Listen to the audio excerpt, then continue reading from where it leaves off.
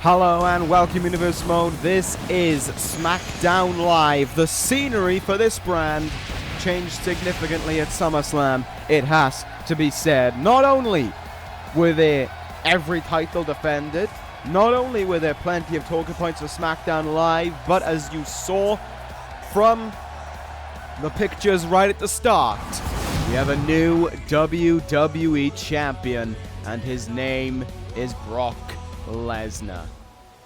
Lesnar, however, is not here tonight. Why would he be? He's the WWE champion, and immediately he does whatever he wants to do. However, in his place, the SmackDown Live committee, in what will probably very well be their final show, are going out with a bang. Finn Balor versus Katsuyori Shibata here tonight, one-on-one. What a contest that is going to be, as SmackDown Live shapes itself up for the future under the new management very, very soon. But while they do not know who will be the management, they know one thing is for certain: they need to go out with a bang, and that's most certainly what they're doing with this card here tonight. Great matches from top to bottom. I don't think it's fair if we waste any more time talking about them. Let's get right into them. Let's kick things off with Randy Orton versus Dolph Ziggler.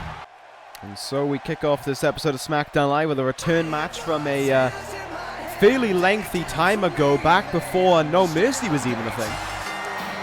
When these two men squared off, Randy Orton at that point was looking to go one-on-one against Kevin Owens. Dolph Ziggler was looking to try and become the Intercontinental Champion.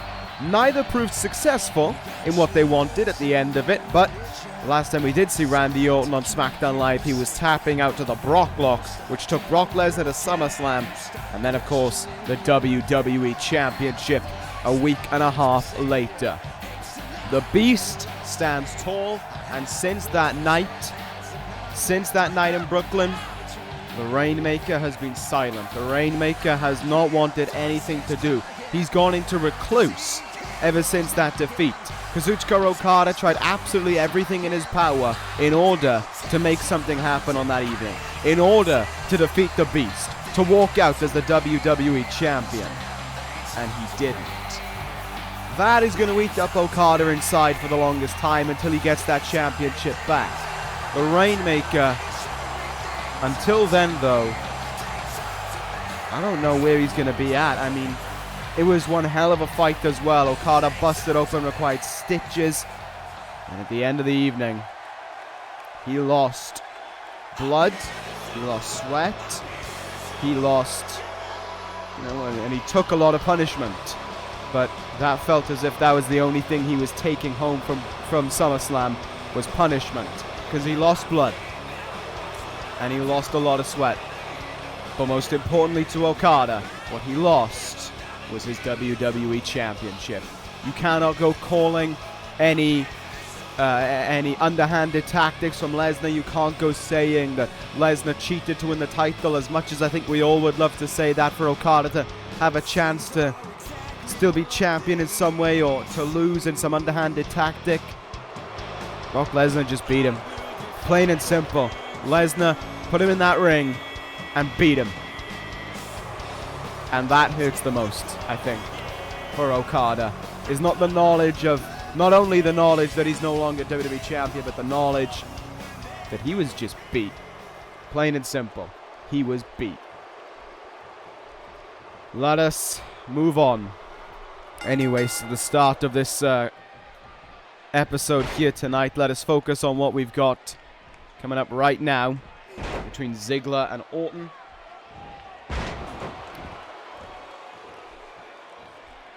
There will at least be one champion in action later on tonight on this show. I'll get into that when it comes around. As for right now, though, Orton able to counter Ziggler there, who was trying to send his head into the turnbuckle. Sends Ziggler's head into the turnbuckle, and back suplex to him to go with it. Orton would be looking for a big victory after what happened to him not that long ago. You know, the defeat to Ziggler. The last time they faced, albeit through some very unsolicited help from Kevin Owens in that moment. The tap out last time he was on SmackDown Live certainly is an awful lot that Randy Orton wants to bounce back from, and Dolph Ziggler would love to keep him in that fashion, would love to keep him in that negative sense, but the Viper is not going to let that happen to him. It's a chance for new opportunities. As I said, next week this brand could be under new management. We don't know who that could be. Could be one of you watching right now. Box down below. It's going to be there all week. Get used to it.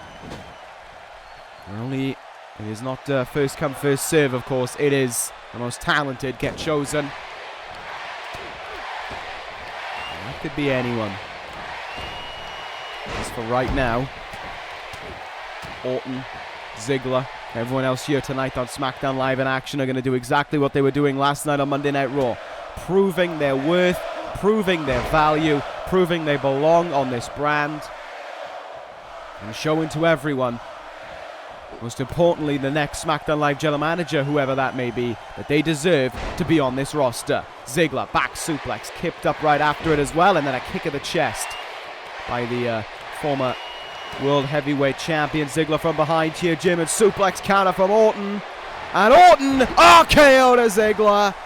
And that could end it with 1, 2, and 3. Randy Orton back to the old friend in the RKO from out of nowhere. An RKO that secures the victory for the Viper. Wow. Gotta love when that move just comes completely out of the blue. I was expecting a far more unorthodox opening matchup. Orton just going out there for a sense of revenge, for a sense of a fight. And bang! RKO. 1, 2, 3. Randy Orton is the first man for the next SmackDown Live general manager to pay attention to right there. He certainly made one hell of an impact in the very opening minutes of SmackDown Live. I think we were all expecting a longer match there. Orton wasn't interested. Orton just wanted a victory. And, well, he got it. Plain and simple. That's how you kick things off with SmackDown Live, when you want to show that you could be first in line for a title even as significant as the WWE Championship. Randy Orton, your winner. We'll see where things go from there for the Viper. Dolph Ziggler, however, not looking that good for him right there, was it? So much for that big return. Maybe Orton is honed in and focused. We'll never know. Maybe we will. Anyway, let's move on to our next contest. I talked about how there was plenty to talk about, and as you saw in the pictures, as you also saw in the pictures, there's a new SmackDown Live Women's Championship in town, and that's Nia Jax. The division and the women within it are going to look to make an immediate impact not only to the champions, but to the future GM. Coming up next, Naomi against Bayley. So let's see what these two women will do right now. As I said, you know, opportunities are brewing for them all. Of course, the big question is, who can capitalize on it? There's plenty of time to go till the next SmackDown Live pay-per-view. Due to the whole surroundings going on with this brand and Raw as well, they've got time to develop, they've got time to build, the GMs have got time to step in and understand what's going on with their shows before they have to worry about putting on a big event. ECW will be going first in just about a week from now. And of course, you know, we know what we're doing. Why wouldn't we? I'm at the helm and Seth Rollins is the champion. Day 366. Day 366. He's broke a year. He's broke a year. 25 days to go and he's the longest reigning champion of all time. Is anyone going to prove me wrong? No, they're not. Oh, tomorrow's going to be so good. Oh, I'm going to be a little kid all over again. Sadly, that's tomorrow. We still got SmackDown Live to sit through. Drat. Anyway, here is Naomi right now. Bayley, her opponent. Nia Jax, the SmackDown Live Women's Champion, defeated Becky Lynch in what was, I think, the best way of putting it was very much a women's rendition of the Okada-Brock Lesnar match, where Becky, much like Okada, just came out with everything she had.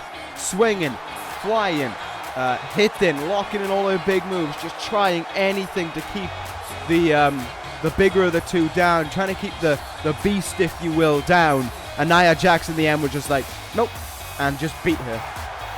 Just like Okada, Becky Lynch is devastated by that loss. You know, she was a great deal of dread struck Becky Lynch. And she is also taking some time off to recover as well. You know, I'm not on about weeks, I'm on about just a few moments right now. And of course, that's why she's not here tonight. Champion Nia Jax is. She ends up being like Brock Lesnar. Then, oh boy, SmackDown Live is going to be having some fun, isn't it? Anyway, here we go. Naomi and Bayley. Two women who certainly, over the last few months or so, in the wake of the likes of Paige, Ember Moon, Nikki Cross, Becky Lynch, Jax, have kind of been put to one side, you know, kind of been had the spotlight taken away from them, so to say, and they have a chance to win it back here tonight with this one-on-one matchup against each other. Much like the match that we saw last night on Raw between Bobby Roode and Carl Anderson, it's not really a match per se in terms of just trying to immediately, you know, show, oh, I could take you on, Nia Jax. It's just to impress the incoming new general manager. And hopefully, should everything go well, we'll have that person of interest sorted out by the next episode of SmackDown Live next week. We'll see how things go regarding that, though. The search is still on, from what I've heard. Can't wait to see who will be joining myself in the NXT General Manager board. Be very interesting to see. We've got, you know, certainly a whole lot to look forward to. Every brand not relying upon a committee, not relying upon people who think they know what's best, a board of people who think they know how to attract the wrestling fans, but wrestling fan in their own right, taking care of the business. Worked great for Monday Night Raw until he died. Worked spectacularly for ECW, of course, as it would. And in its own right, works pretty damn good for NXT as well, with the hottest, youngest, fastest rising stars are there to make their names for themselves. And hopefully, you know, I go on about Seth Rollins on ECW. I kind of hope that on NXT we'll get a glimpse of the new NXT champion, Tyler Bate. That one would be very excited to see. That's to come at a later date, though. Right now, Bayley looking to fly there. I think she was looking for a splash, maybe even a headbutt. Risked it all, didn't pay out, and there's Naomi in now with a Hurricanrana to Bayley. And the leader of the Hugger Nation currently not looking too fresh. Maybe spoke too soon. They went for a loaded up forearm, and good stuff by Naomi there. Just went to the other arm and went underneath it. Got that Northern Lights suplex. Not that much Bayley was going to be able to do there. Naomi back in control now. Should have in mind here, fireman's carry position to Bayley. Going to hang her out to dry. On those ropes. Throat into them. With a stun gun there. Fireman's carry. Stun gun. Bayley going to send Naomi into the turnbuckle. Forearm in the back. Counted. Naomi going to send Bayley into the opposite turnbuckle now. Certainly seems to have a plan. Naomi. Oh, split-legged moonsault from her there. Into the cover now on Bayley to try and put things away. Will this do it? No, Bayley kicking at it too. But Naomi certainly could be on her way to a victory right now. Could this be two fairly quick matches in a row? Rolls over. Whoa, whoa, whoa, whoa. Oh, look at that. Look at that submission hold. It's almost like a Rings of Saturn in many ways. The arms locked in on Bayley. And fair play to Bayley for knowing how to get out of that one. Kneeing her way out of it. And now Bayley in. Double underhook. Suplex there to Naomi. Great double underhook as well. Here goes Bayley now. The Huggers are out. And Bayley ready to fight. Stopped by Naomi though. Who whiffed there on that. I don't know if it was a double foot stomp or Hurricanrana attempt. She didn't get all of it. And now here goes Bayley. In with the running axe handles. Shoulder tackle in the corner. Rolls out. Here's a little wave. And elbow followed up after it. Fair play, Naomi not going off her feet. Oh, but she most certainly is now. Exploder suplex into the turnbuckle for Naomi. Usually the belly-to-belly comes into play, but Bayley has a different way of ending it. Fingers up in the air, and the elbow drop down on Naomi. That should end it. into the cover. 1, 2, and whoa, Naomi kicking out at 2. I would have thought all of that would have put things to an end. I genuinely, like, that was a barrage of moves all at once where Naomi had no response to it, but she is still in it. She kicks her away into the cover now, hoping, I think, for the pinfall victory there that just wasn't going to come. That dropkick in the back certainly struck, though. Naomi going up to the second rope now. Went for the big-time splash. Bayley saw it incoming. This is a match that Bayley should be looking to try and win here. She's got to be frustrated that she hasn't already won it, in all fairness. Elbow drop again. This time from a standing position. Cover made. Got it 2 again. Naomi's really impressing right now in this performance. Bayley's starting to get a little frustrated there. You could see from the power she just put into that kick. A drop kick there. Naomi was trying to get back up to her feet. Bayley certainly getting a lot more aggressive, and with every good reason. She wants to win this one. There's that suplex. This time, however, not into the corner. And Bayley feels like the end is on its way. She puts her up to her feet here. What is she thinking? Michinoku driver, maybe. Indeed she is. I thought the whole shebang was coming out. Now it is. Bayley in position. Ready to go for it. Here we go. Bayley to belly. Into the cover. 1, 2, and 3. Bayley beats Naomi. Naomi tried. She was hanging in there for as long as she possibly could, but in the end, Bayley just proved too much. There is an impressive performance, though, by 2 women. No doubt about it. Very much so. Put an awful lot on the line there to pull out the win. Congratulations to them for a very entertaining match, but congratulations go to Bayley, and a great show of respect from Naomi as well to lift up the arm of the winner. It's very incredible to see. I like that, and always a pleasure to see it in any division, but certainly at a time like this in the women's division, where there are certainly worries about who, if anyone, can dethrone the SmackDown Women's Champion, Nia Jax. Much, of course, as the same worries are over on Monday Night Raw. We're going to move on to our next contest, though. The tag team division certainly still up in the air as a result of what happened at SummerSlam. We'll talk about that a little bit later on tonight, but coming up next is a tag team matchup between Future Shock and the D.C.C. And this match should also be a little more interesting in its own right, because SmackDown Live, as a result of what they've been seeing over the last few weeks with Chris Sabin, imposed a thing saying that no member of the D.C.C. was going to be at ringside. So as a result of that, Sabin took things into his own rights, and he's going to be at ringside for this matchup. I'm sorry, not at ringside. He's going to be in this matchup, teaming with Christopher Daniels. And there's the man, though, who defeated Sabin last week on SmackDown Live to find a ticket to SummerSlam for the Intercontinental Championship. The Golden Star, Kota Ibushi. What a match. Him and AJ Styles had to kick off the event that was SummerSlam. Outstanding contest between the two. In the end, Ibushi just didn't have it in him to pick up the win. The Golden Star just didn't have what it took to dethrone the phenomenal one. AJ Styles continuing on in a phenomenal reign, no pun intended, as the Intercontinental Champion. Who else could be on its way for him? Maybe it is the turn of the D.C.C. leader next. I don't know. Either way, Ibushi and Ricochet back to tag team action for the first time in quite a while here. And against a tough duo as well in the D.C.C. Sabin and Daniels. I wonder how this one's going to go for them.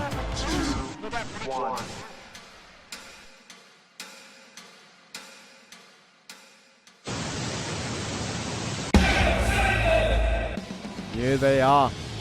Both men coming out. No Kane at ringside for them to focus on. It is all about what they do by themselves within this ring. And to be fair, both these guys pretty damn good tag team athletes in their own right. Both men are former tag team champions. Well, the D.C.C. has been a thing now for a year and a half. A little bit more than that. About what, the last... I couldn't estimate maybe since the very start of 2017, the D.C.C became a thing. And I've got to give them credit. They've been on SmackDown Live just over 4 months now, and they have absolutely tore this place apart in terms of making a statement. Think about it. Sabin, in that short time, has gone to Money in the Bank, had a shot at the WWE Championship, and almost had a shot at the Intercontinental Championship. Well, no, let me rephrase that. Almost had a shot at the Intercontinental Championship, almost became WWE Champion in 4 months. Yes, that is definitely only applying to one man in Chris Sabin, but the D.C.C is all about Chris Sabin at the end of the day. I may not like the D.C.C. I certainly don't like Chris Sabin, but I cannot look over the fact that since they've arrived, they have been one of the breakout talents on SmackDown Live in 2018. So too, though, as the man that Sabin is currently starting this match with in Kota Ibushi. There are titles on the way in this guy's future, no doubt about it. He's just got to find it within him to pull that off. What are the D.C.C going to do? Oh my god! That's what they're going to do! Double big boot there to either side of Ibushi's head. That is rough. Kota Ibushi, the Golden Star, fighting back right away. You got to imagine his head is hurting as well from that contest. Oh my god, Sabin coming flying in there. Well, typical D.C.C nonsense. If they don't have a man at ringside to provide the distractions or anything like that, then they'll do it themselves in the ring. Daniels now can take charge in this one, thanks to that work there from Chris Sabin. Slides under. Ibushi, the very move that he was hitting at SummerSlam, just got hit on him right there. Chop in the chest now. Irish whip again. Will Daniels look for it one more time? Ducks under. Ducks under again. Whoa, what an arm drag there from Christopher Daniels. Ibushi back up to his feet. The Golden Star not going to be too happy about that. And now this is the side of Ibushi that comes out. He has that hyper speed side to him, but he also has this beat down side to him. This aggressive limb targeting side to him. Dragging him all the way back to his own corner to make the tag into Ricochet there. Certainly giving his tag team partner one hell of an advantage. Yeah, I talked about success of the D.C.C in the time that they've been around. Well, Future Shock as a team as well have been around for a very long time as well. They've been around. They've been around for. Trying to think of an accurate timeline now. Maybe just a little bit less, I would probably say, than what. Maybe a little bit more. I think maybe a little bit more than D.C.C have been around. Maybe only by a few months, though, but no success for them, though they have been in one of the most aggressive tag team divisions in this universe. No doubt about it. The likes of War Machine, the Young Bucks, who else has been around in that time? The Dangerous Alliance, the Revival, the Ascension, the list goes on. And Future Shock have been trying to make any opportunity they can. But, has to be said right now, the D.C.C are trying to do their very best to get themselves in the talk for the tag team titles as well. Tag made now, Chris Sabin in, and the D.C.C will slow the pace down and look to ground Ricochet, which in its own sense, I gotta say, is a very smart idea. No doubt about it. And here comes the power from the former NXT champion. Deadlift German to Ricochet. His feet though in the ropes. No doubt about it. That was a rope break there. This Sabin, this is where things get dangerous. Running power bomb from Sabin into the cover, and again Ricochet, by hook or by crook, is finding himself in the ropes every single time, and Sabin's finding himself going over the top rope.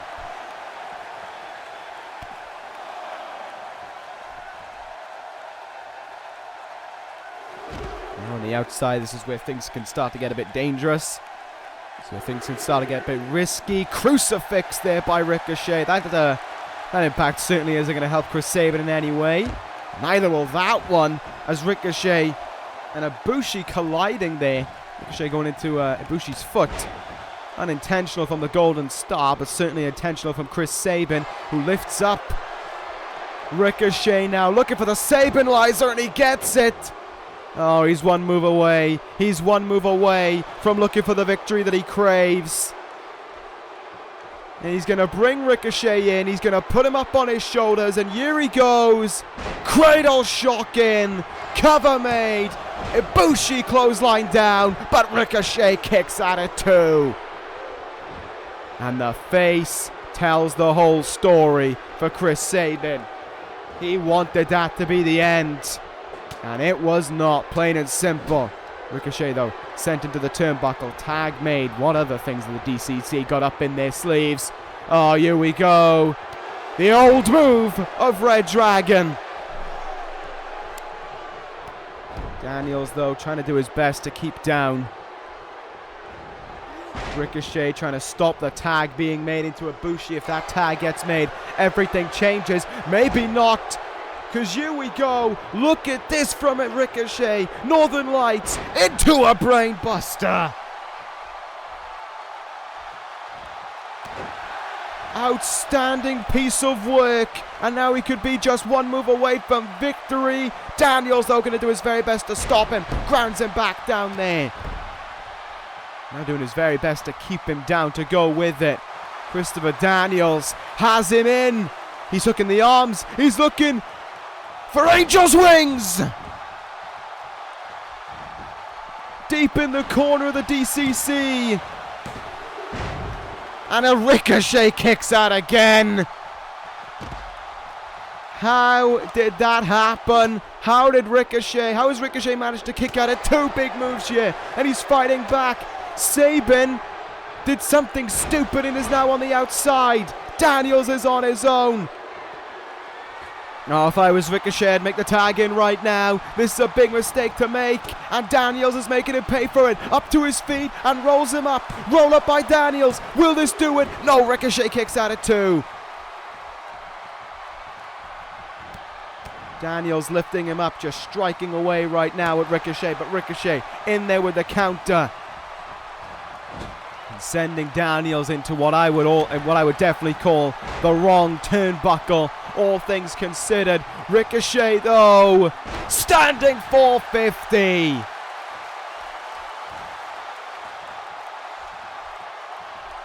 And now, here we go, in the turnbuckle. Tag made.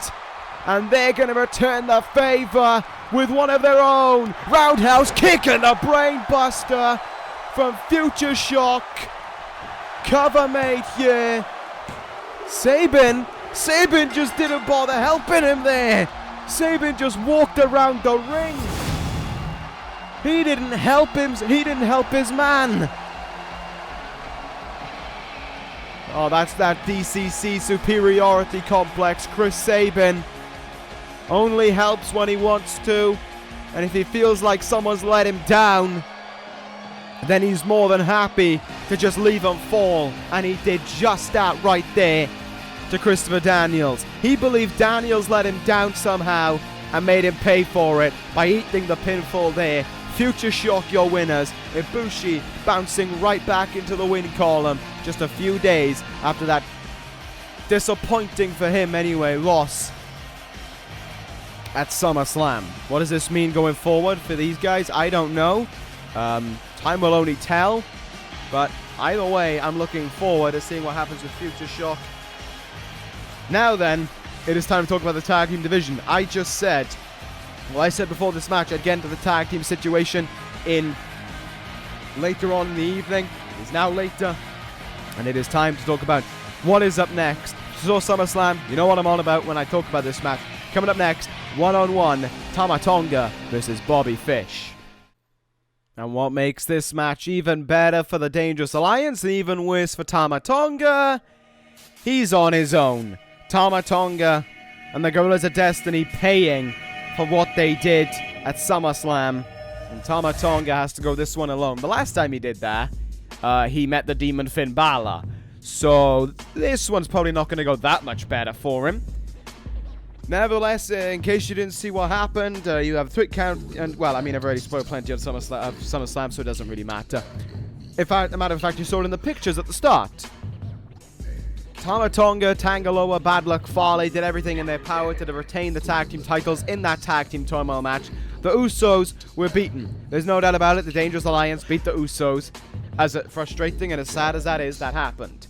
In the match between the Dangerous Alliance and the Gorillas of Destiny, however, the Gorillas of Destiny grab a steel chair and just start wailing it into Jinder Mahal to get that DQ, to hold on to those tag team titles. And as a result of it, they still hold on to the titles. I didn't expect them to be on this episode of SmackDown Live, in all fairness, but they have been called in immediate effect by the SmackDown committee in their final showing, and they are going to make them pay for the actions, more specifically Tama Tonga pay, because he was the one who was instrumental almost in trying to get that steel chair in the ring. Farley and Tangaloa may well have not been as what's the word I'm looking for?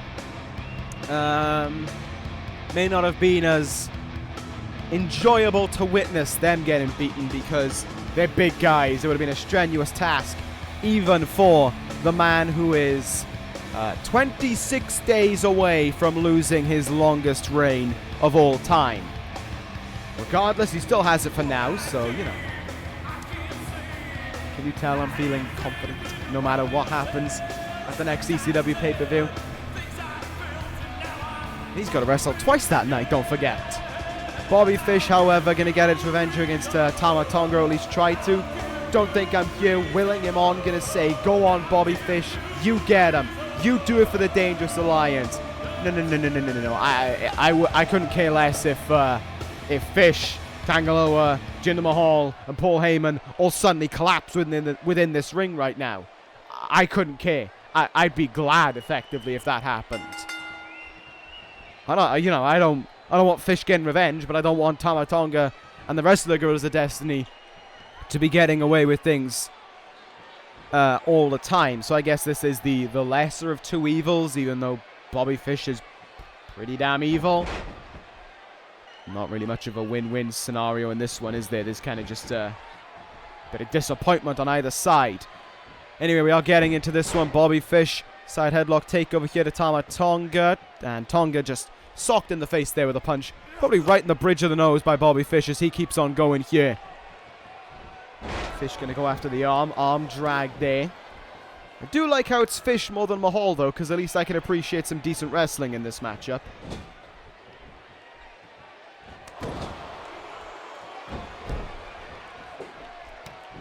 Tama Tonga, though, is taking control in it right now, going after Bobby Fish here. Went for another chop.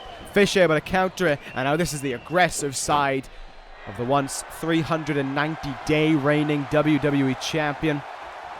Held that belt 3 times in this universe, and right now, things aren't looking too good for Tama Tonga.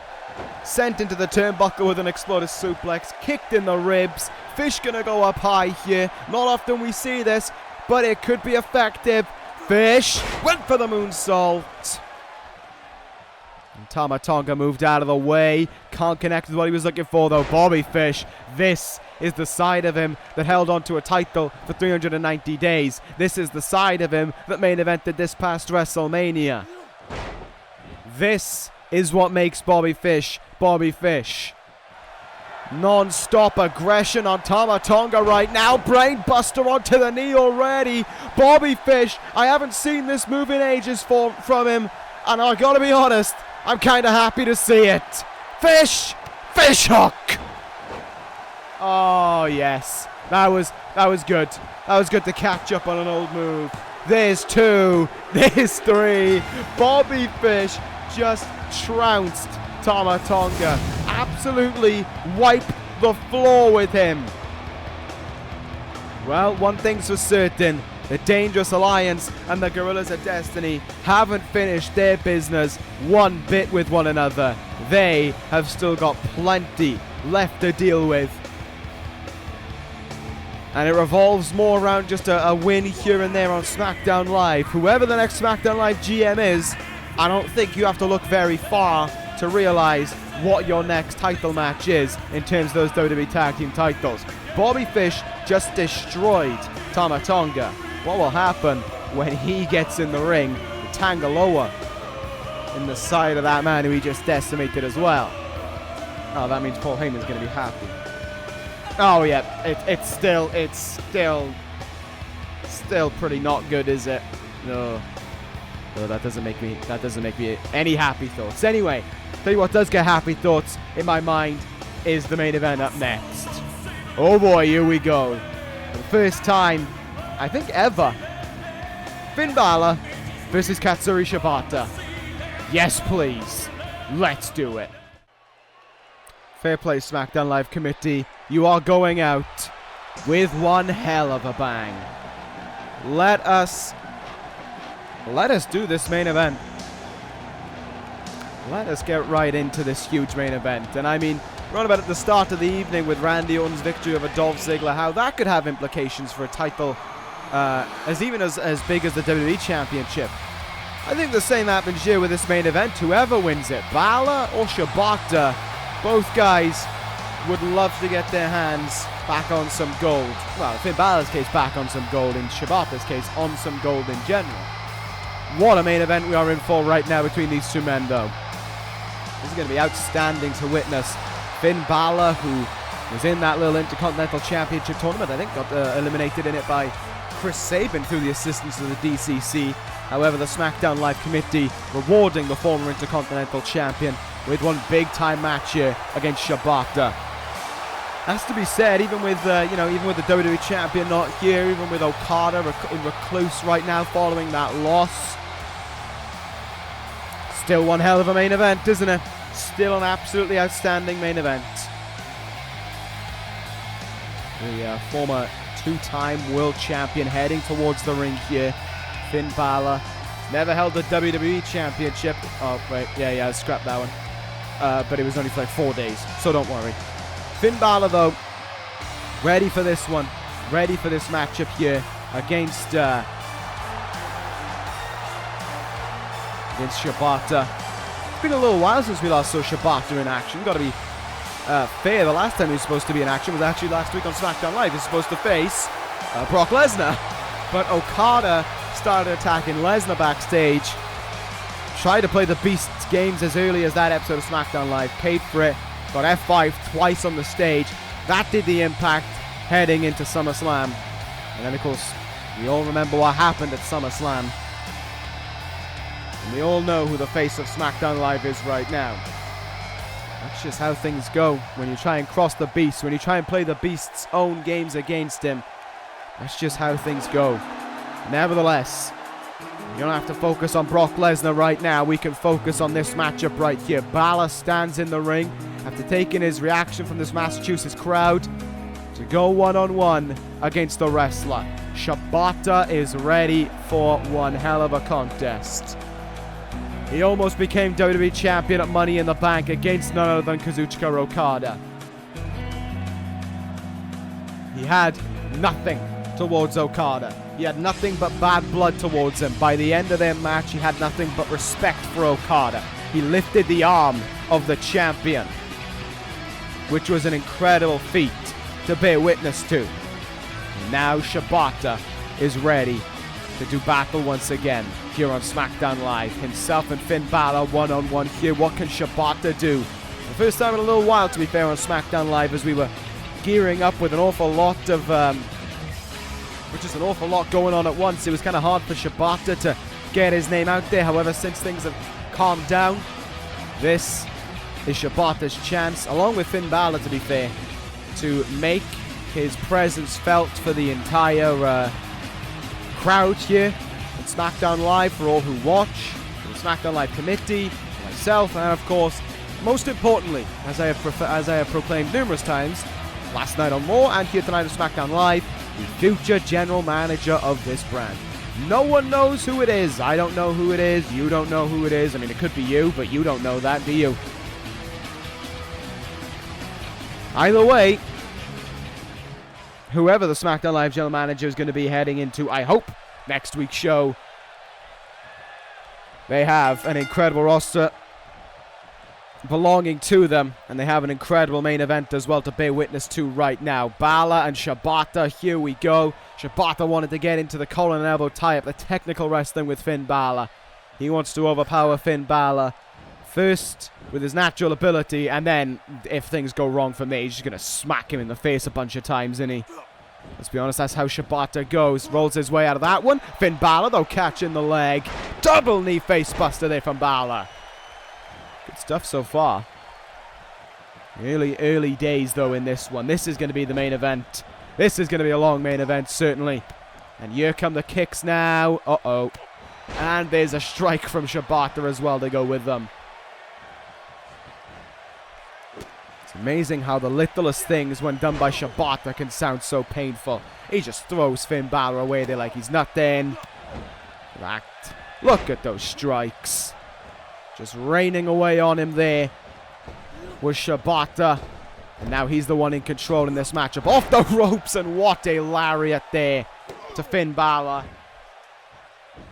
The wrestler has taken the early lead in this one over the leader of Balor Club. And now he has to find a way to keep him down to go with it. Looking for more kicks. Got to give Balor credit. He's been countering those kicks an awful lot. Forearm. Downward spiral. And he's going to go to the top rope here as Finn Balor, hoping maybe for something big to connect. Shibata quite close to him. Balor aware of that. Strikes him back a little bit, but overshot it there. Came down awkwardly in all fairness, and both men up to their feet at relatively the same point as they got back in the ring. Sending him over his knee there, though, was Shibata. And here comes that, just pulling back before just hitting him square in the jaw, and maybe even in the nose, actually. I don't really know all that well, but what a hip toss there from Shibata. It's amazing how quickly this man can just retake control in the match. Arm drag there. Shibata going all in on the arms right now of Finn Balor. Not sure if that's the best idea. I know Balor is an incredibly powerful guy, but the speed he possesses as well needs to be taken care of. Maybe that's where the kicks in the legs are coming from. Crucifix there from Finn Balor now. What else has he got in store? Irish whip up and over that top rope. Shibata countering him with a hard forearm. And now Shibata gonna fly. Drop kick, and he missed it. But he's right back up to his feet there and throwing Finn Balor over his back and down to the mat. I don't know how Shibata does this. And he does it again. That's got to frustrate someone when you're like Finn Balor, just being thrown around like you're nothing by Shibata. Transitioned there greatly into that back, into the go behind there, and that back suplex that came after it. First cover of the matchup here. Balor kicking at it too. Look at the way he's pulling him back there, pulling those arms back. Just excruciating agony for Finn Balor right now. His shoulders being stretched, his arms being pulled back in a way that they're not really supposed to bend. That's not going to stop Finn Balor from fighting back. Here we go now. Shibata sent into the turnbuckle. This is where Finn Balor can find something big. And indeed, he's going to find it. Balor, shotgun drop kick into the corner for Shibata. Finn Balor, one big move away from one big win over Shibata. Climbs to the top rope. Oh, but Shibata's turned around and he's crawling in the opposite direction. And Balor has got to be frustrated with that one. I'm not too sure what happened with Balor there. Did he invite Shibata in for that one? Or was he not paying attention? Because that just cost him dearly. Shibata now. Superplex. What the hell happened with Finn Balor in that moment? I don't know. Either way, Shibata's in control. No, he's not. Balor in with the counter there. And another double knee facebuster brings down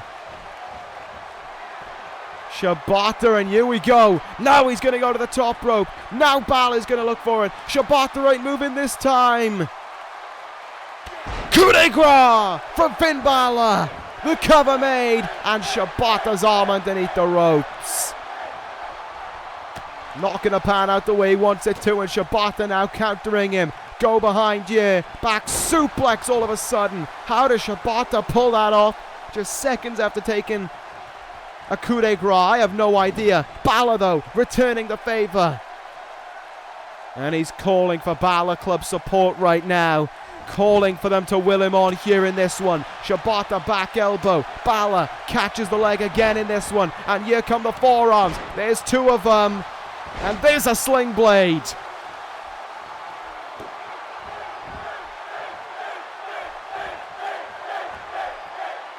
But does Finn Balor have anything more to try and win this high-octane main event right now? Balor, is he going to go for bloody hell? He most certainly is, and he will get it to go with it. Is Shibata in the right place this time for Finn Balor to look for coup de grace and to secure a victory with it? He doesn't think so. He lifts him up. He gets counted, and he gets caught with a lariat to go with it. Shibata now lifting up Finn Balor. Oh no, this could be it. Rolls through. PK. Cover from Shibata. 1, 2. Kick out at 2 by Finn Balor. Oh man. Shibata would have thought he had it right there and then, but Finn Balor telling him that is not the case. From behind. Another back suplex from Shibata though. And now a nasty kick in the back to go with it. Man, Finn Balor knows how to fight on, but so too does Shibata. These two men, true athletes within that ring, true talents. Shibata going to send Finn Balor into the turnbuckle. And resorting to very un-Shibata-like tactics there. Face first against the ropes. Balor, though, counters him. Need him in the gut, and a third double knee face buster, and Shibata goes down again. Oh, no, he doesn't. And he goes down for a certain amount of time. That much is for certain. He's up to his feet, and here we go. 2 lariats. Ducks the attempted one from Balor, and slams him into the mat. And kicks him in the back to go with it. Ouch. Shibata, though, cannot capitalize. Finn Balor, and again rocks him with that double knee facebuster. Shibata, though, refusing to stay down, pulling himself up to his feet in the turnbuckle. Balor going to forearm him back into it, and Balor in the perfect position. Here we go. Shotgun drop kick. Now this is his calling. Shibata is nowhere near the ropes this time. This could be Balor's chance for the victory. Coup de grace missed. Coup de grace did not connect, but Balor keeps swinging. Kick counted, clothesline. Oh man, what a main event this is turning into between these two men. Sweeps the arm away from him again. Kick counted. It's almost like a stalemate right now between these two.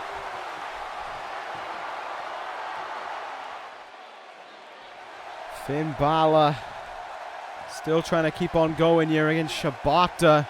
Does he have anything left in him though to keep going against the wrestler? Counter there from Shibata, and he brings in Balor now. STO to Finn Balor. Shibata could well be on his way to closing this one out. Turns him round. Atomic drop connected with. And there might only be one move left to end it. Here we go. Rolls through. PK. Covers Balor, who's in the ropes. Oh, that's not going to sit well with Shibata. That's not going to sit well with him at all.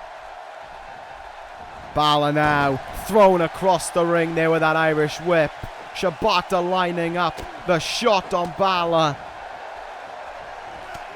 Well, at least he was trying to until Balor brought out the counter there. DDT, and Balor keeps fighting. Still, I don't know what happened to Balor, but he's busted his head open. Something awful. All things considered, there's a bad look on him. But Balor keeps on fighting here. That's the work that Shibata did to his head. God, that is pretty bad, I gotta be honest. Whatever it is pretty bad to witness. Shibata ducked under the attempted strike. PK again. That's it. That one is it. This one's over. Shibata covers Balor and ends it. Katsuyori Shibata wins in the main event of Smackdown Live. A high impact one to go with it. A tough main event for both men. But in the end, Shibata wins, and here comes the champion. Brock Lesnar wasn't even supposed to be here, but he's here, and he's going after Shibata. Oh, maybe Shibata trying to fight him there, but Brock Lesnar trying to stop the wrestler.